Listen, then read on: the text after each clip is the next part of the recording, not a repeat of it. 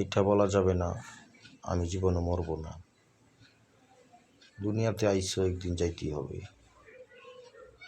বললাম কি, আসার সিরিয়াল আছে, যাওয়ার কোনো সিরিয়াল নাই। কার আগে খেয়ে চলে যায় বলার খুব মুশকিল, একমাত্র উপরের আল্লাহ জানে কারে কখন নিয়ে যাবে।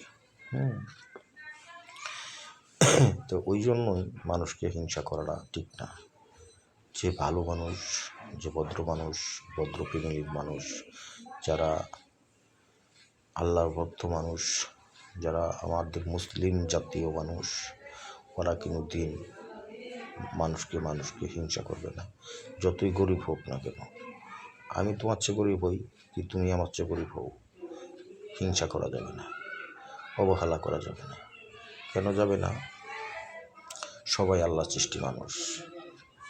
একজনকে বড় লোক বানাইছে, একজনকে গরিব বানাইছে, ওই জন্য আমার দুঃখ কষ্ট করা যাবে না। কেন আমাকে কোটিপতি বানাইল না, এই কথা বলা যাবে না।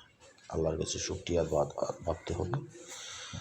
আল্লাহ যেন যেভাবে রাখতেছে আমাকে, আল্লাহর কাছে হাজার হাজার শুকরিয়া।